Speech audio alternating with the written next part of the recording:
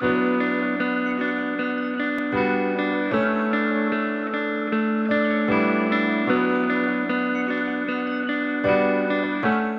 was born and brought up in a Hindu family.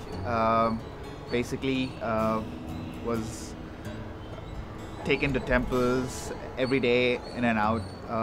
Constantly asked my parents a lot of questions about, who this God is.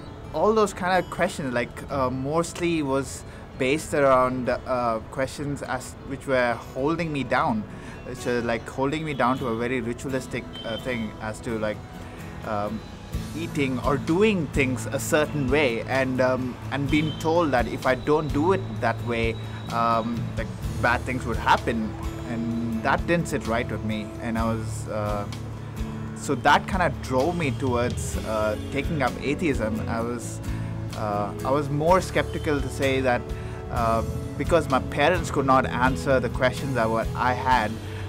If they did not know the answers, then I don't think the answer exists. But deep inside of me, I knew there was a God. I didn't know who he was, but I knew there was a God, and I wanted to find it. That led me into just believing, just accepting everybody's theories as to whatever it is. But inside me, I was like, there is something else. I don't know who this God is, but he is there. He's out there. I don't know exactly which religion is the right one. I had no clue, so I just kept it in the back of my mind, just went on with my life. After a while, I finished my 12th, so I went to Australia to pursue my higher studies. I got there, and as I got there, I met this girl, and so since we both were from the same city, we kind of hey, let's be friends. So we both became really good friends. We always hung out together, and we turned out to be neighbors later on as well. And all she would talk about is, God did this in me, God did that in me, I was this bad, I should do that, I should do this. And now I'm so happy with God. I love him so much, and I want to serve him. And I was just being a good friend of hers, and I was like, yeah, good for you that you found God, but I need to find him on my own. So as days went along, I went more often with her. We sat in church. Again, I was just sitting in the back. I was just playing with my phone most of the times, sometimes heard it. And on the way back, I would ask her questions as to what did the pastor mean by a couple of things? Like, what did he mean by saying God is loving? What does he mean by God is forgiving? What does he mean by God is gracious? So she did try her best to answer as much as she could, but I said, no, for all those characters to be true, that God has to be true. That how is God true to you?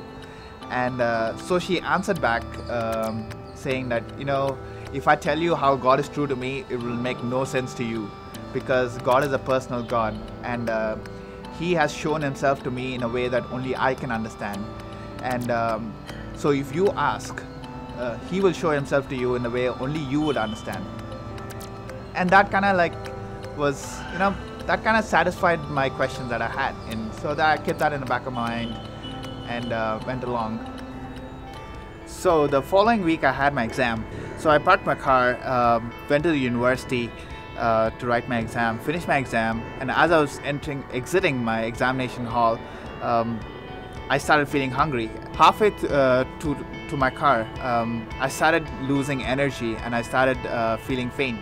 So I took another couple of steps and I just fainted. I actually fell down on the ground, and I couldn't move my legs or my hands, and all I could do was just look around.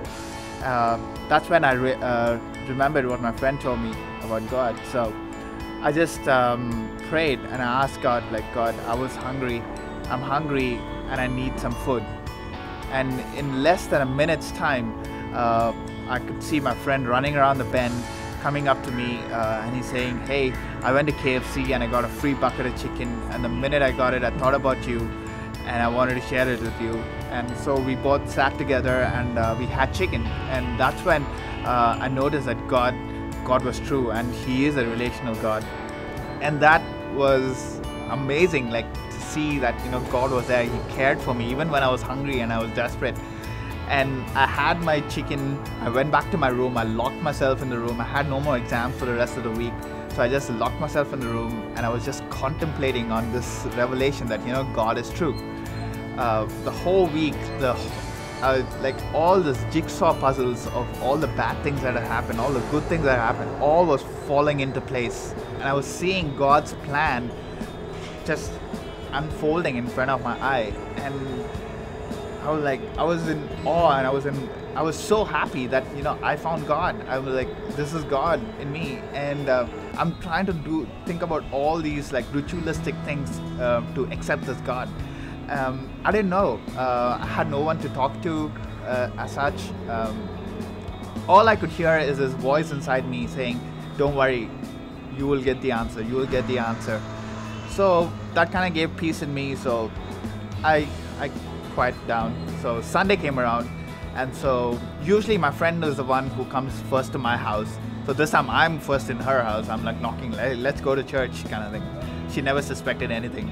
So we went to church, and this time we are like about 10 minutes early to church. I'm sitting right in the front row, and I'm excited. I'm like, I want to see what God's got for me.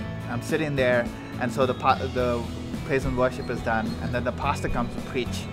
So as the pastor comes to preach, he says, I had like a stunner of a sermon ready for you guys to like blow your socks off kind of thing. And as I was driving here, I felt the Holy Spirit say, I want you to tell the congregation now how to accept God, how to accept Jesus. And inside myself, I'm shouting and screaming. I'm so happy. I'm like, yes, that's what I want. But outside, I'm like, cool. I'm like, yeah, I'm going to play this cool. I'm not going to move. I'm cool. So as the pastor preached everything, he told us how to accept God, how to accept the sacrifice of Jesus, how to accept His love. And in the end, he had an altar call. So there were a lot of people up there in the altar, but I was still sitting back.